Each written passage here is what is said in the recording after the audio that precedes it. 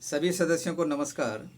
आज के वीडियो में मैं आप लोगों को असम राइफल्स का जो सही पोजीशन है लीगली और एक्चुअल में जो होना चाहिए उसके ऊपर एक प्रकाश डालूंगा। इसकी ज़रूरत मुझे पड़ा क्योंकि वैसे बहुत सारे वीडियोस यूट्यूब में घूमते हैं। कई सारे अपने आप को टीचर कहते हैं, प्रोफेसर कहते हैं, और जो ये एसएसबी हो गया, जो आपके यूपीएससी एग्ज़ाम में जो अपेयर करने वाले लोगों को या आईएएस अफसरों को जो है असम राइफल्स के बारे में गलत इन्फॉर्मेशन देते हैं। बहुत सारे लोग कहते हैं ये सीएपीएफ का हिस्सा है। एक्चुअल में मुझे तब जो है इसकी आवश्यकता पड़ी, 2 दिन पहले मैंने एक सूबेदार मेजर साहब जो फरवरी में रिटायर हुए हैं, शायद वो चंपावत डिस्ट्रिक्ट के आते हैं, उत्तराखंड के। उनका लड़का है मनोज जोशी है शायद उनका नाम। उनका वीडियो मैंने देखा। अपने पिताजी का जो है रिटायरमेंट का वीडियो निकाला, बड़ी अच्छी है, बड़ा अच्छा लगा। लेकिन वो अपना ब्लॉग चलाता है जिसमें असम राइफल्स के बारे में उनका एक वीडियो मैंने देखा। उसमें लिखा हुआ है फर्स्ट सीएपीएफ, यानी कि असम राइफल सीएपीएफ का हिस्सा है। ये बहुत ही दुर्भाग्यपूर्ण है और गलत है। देखिए, जिस किसी को स्पेशली जो हमारे यंग ब्रिगेड में जो आते हैं उन बच्चों को असम राइफल्स का करेक्ट पोजीशन जानना बहुत ज़रूरी है। उनके पास मोबाइल है, गूगल में सर्च कीजिए, डॉक्यूमेंट्स है, या मुझसे बात कीजिए स्ट्रेट। ऐसे गलत तरीके का वीडियो जो है नहीं निकलना चाहिए। तो मैं एक प्रकाश डालूंगा असम राइफल्स को। जैसे आप सभी को पता है 1835 में कचार लेवी बन के लगभग 750 का एक बना था एक टुकड़ा ऑर्गेनाइजेशन, जो कि उतना अच्छा सा डिसऑर्गेनाइज था। उसको हम नहीं कहेंगे कि एक पुलिस बल है या क्या है।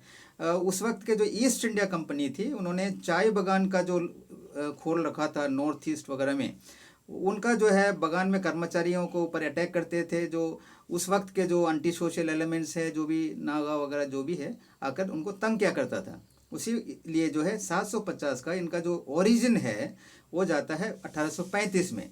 उसके बाद कहीं इनके नाम वगैरह चेंज हुए और 1917 से पहले इनका नाम था आसाम मिलिट्री पुलिस। देखिए, उस वक्त जो है फर्स्ट वर्ल्ड वॉर चल रहा था। वो ब्रिटिश आर्मी ने, ब्रिटिश की जो फौज था डिफेंस ने, उन्होंने असम राइफल्स के जब 4 बटालियन हुआ करते थे उस वक्त, सभी को जो है गोरखा रेजिमेंट या गोरखा राइफल्स का जो री में भेज दिया गया।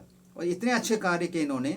उस वक्त के जो ब्रिटिश के जो ऑफिसर हुआ करते थे, जीआर के कमांडेंट, उन्होंने आसाम गवर्नर, जिसके अंदर आसाम राइफल्स काम करता था, यानी कि आसाम मिलिट्री पुलिस, उनको लेटर लिखते हैं। देखिए, डीओ लेटर वगैरह, तारीफ का पुल बांधते हैं इसमें। या हमें मिलेगा sentinels of the north east the Assam rifles, जो किताब लिखा है मेजर जनरल डीके पालित ने, उनके अंदर कई सारे लेटर हैं ऐसे।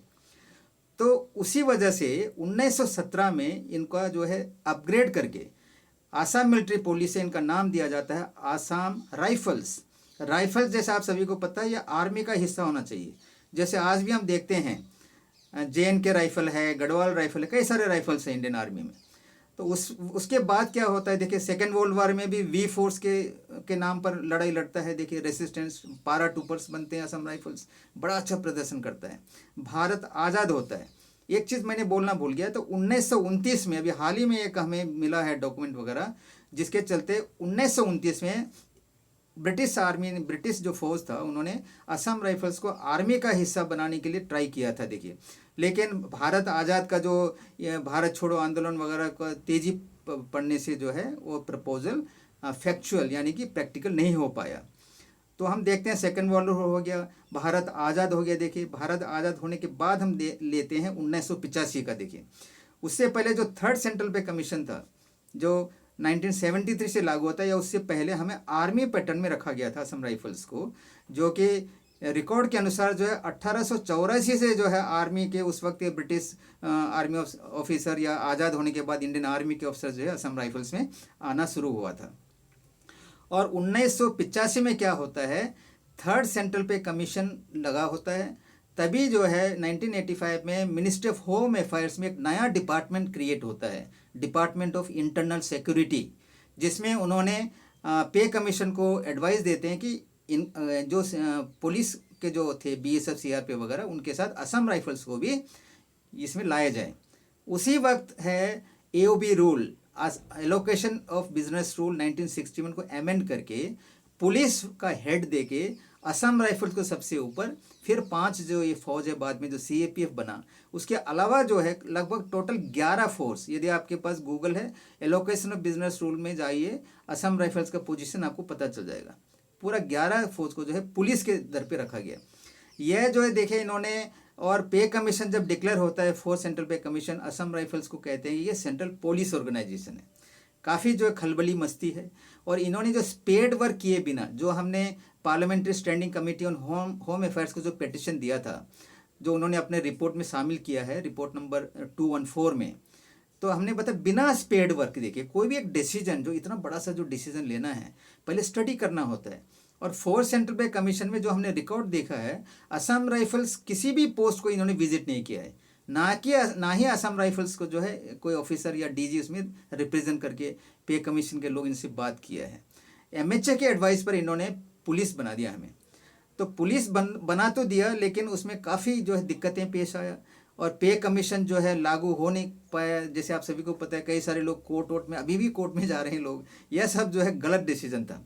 फिर आता है 2010 का बात। देखिए 2010 में एक लेफ्टिनेंट जनरल विजय ओबेरॉय, जो vice chief of army staff से रिटायर हुए थे, उन्होंने एक आर्टिकल लिखा। उसमें जो है बताया गया कि जो कैजुअली जो बताते हैं, जैसे बीएसएफ, सीआरपीएफ, जो भी अपने आप को पारा मिलिट्री, ये गलत है। कई स्टेट पुलिस भी जिसके हाथ में हथियार आगे बोलते हैं हम पारा मिलिट्री, ये गलत है। तो उसका एक डेफिनेशन इन्होंने आगे रखा और कहा कि पारा मिलिट्री का मतलब होता है मिलिट्री लीडरशिप, मिलिट्री ऑफिसर का वहाँ पे होना। इस मद्देनज़र रखते हुए केवल Assam rifles, special frontier force और कोस्ट गार्ड को इसलिए रखा है कि क्योंकि वो भी नेवी में नेवल ऑफिसर भी वहाँ पे जाते हैं डेपुटेशन में, इसलिए इन तीनों को उन्होंने कहा है कि पारामिलिट्री। और जो बाकी जो सेंट्रल पुलिस है, उनका करेक्ट नोमेनक्लेचर होना चाहिए सेंट्रल आर्म्ड पुलिस फोर्स। तो यह जो है उस वक्त के जो होम सेक्रेटरी थे, उनके नॉलेज में आया।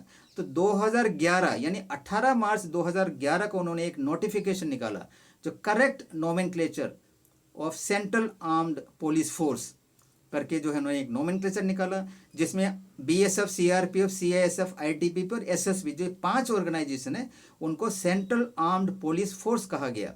और लेटर जो चारों तरफ भेज दिया उन्होंने। उसी के आसपास डायरेक्टर जनरल असम राइफल्स ने भी एक लेटर इशू निकाला। उन्होंने बोला कि असम राइफल सीएपीएफ में इंक्लूड नहीं है क्योंकि ये पारामिलिट्री फोर्स है। देखिए, तो अभी तक तो क्लियर हो गया आप सभी को। तो क्या है ये? पारामिलिट्री फोर्स है। इसके 2 उदाहरण है। एक तो डीजीआर ने इशू लेटर किया है, और एक जो 11 जनवरी 1985 जब असम राइफल्स को इन पुलिस में ले जा रहे थे, department of internal security create करके, उसी वक्त उसको काउंटर करने के लिए जो है इंडियन आर्मी ने एक लेटर निकाला, जैसे आपको मैंने बताया 11 जनवरी 1985 का, जिसमें पारामिलिट्री का डेफिनेशन भी दे रखा है। और उसमें यह बताया गया है कि असम राइफल्स और स्पेशल फ्रंटियर फोर्स एसएफएफ ही पारामिलिट्री है। तो अभी क्लियर हो गया आपको। अच्छा, उसके बाद क्या होता है? 2011 चला गया, तो 2014 में जो है आरेवा का गठन होता है। देखिए, जब हमने देखा कि लोग जो है खुल्लम खुल्ला, इवन डीजी साहब भी कहने लगे हैं कि असम राइफल पुलिस है, इवन हमारे मंत्रीगण बोलते हैं, ब्यूरोक्रेट बोलते हैं। ये लेटर के इशू होने के बावजूद भी देखिए पारामिलिट्री हैं, लेकिन हमने इनसे सरकार से बातचीत की, जैसे आप सभी को पता है। अभी तक 35 मीटिंग हम कर चुके हैं, और फाइनली जब वो लेट हो गए तो हमने 2017 नवंबर 27 को दिल्ली हाई कोर्ट में जो है केस फाइल कर रखा है। हमने उसको चैलेंज किया है एओबी रूल को, जिसमें हमें पुलिस करके लिखा है। हमने बताया कि हम पारामिलिट्री फोर्स है और हमें उन सभी चाहिए फैसिलिटी जो आर्मी को दिया जाता है। कई सारे हमने डॉक्यूमेंट दिए। और एमएचए ने भी देखिए, पहले जो है डीजीआर ने भी हमें पुलिस कहते हुए एक्स सीएपीएफ का लेटर इशू होता है 2013 में। यानी कि उन्होंने कहा है कि जो आर्मी को जो फैसिलिटी मिलता है एक्स-सर्विसमैन का, वो जो है एक्स सीएपीएफ लोगों को भी देना चाहिए, जो 5 ये फौज है। तो उसको लेके जो है इन्होंने एमएचए को लेटर दिया कि हमें जो असम राइफल्स को जो है एक्स सीएपीएफ में इंक्लूड करने के लिए। लेकिन एमएचए ने क्या किया? Department of legal affairs, ministry of law and justice को रिफ़र किया। उन्होंने कमेंट दिया कि असम राइफल्स जो है, क्योंकि ये पारामिलिट्री फोर्स है, आर्मी के साथ ऑपरेशन करते हैं, इसको किसी भी हालत में हम सीएपीएफ में नहीं ला सकते हैं। बिल्कुल 2017 का चिट्ठी देखिए, ये भी हमने एग्जिबिट्स में दे रखा है हमारे केस में। इसके बावजूद भी जो है लोग हल्ला करता है कि पुलिस है। देखिए, ये इस पर मत जाइए। जो मैंने आपको बताया है, इस वीडियो को 1, 2 या 3, 4 बार सुनिए, लोगों को इसको शेयर कीजिए, ठीक है ना। तो इसमें करेक्ट पोजीशन आ जाता है असम राइफल्स का।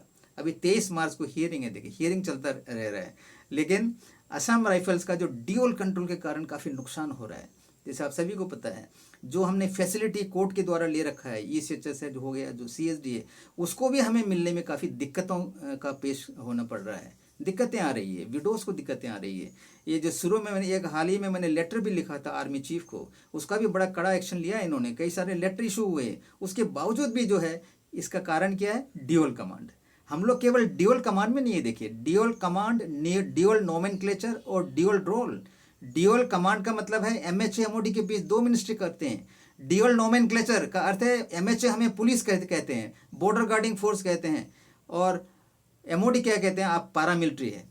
जैसे अभी न्यूज़ में देख रहे होंगे कि नॉर्थ ईस्ट का जो है आर्मी ने असम राइफल को सौंपा है, CICT ऑपरेशन कर रहे हैं, पारामिलिट्री फोर्स बन के कर रहा है। ड्यूअल रोल हमारा ड्यूअल है, एक तो बॉर्डर गार्डिंग फोर्स है, इंडो म्यांमार बॉर्डर, दूसरा क्या है? CICT ऑपरेशन हम करते हैं आर्मी के अंदर। ये ड्यूअल रोल है, देखिए तो तीन है, देखिए ड्यूअल कमांड, ड्यूअल नोमेनक्लेचर और ड्यूअल रोल। इससे हमें छुटकारा मिलना चाहिए कि नहीं चाहिए? आप लोग सोच के देखिए।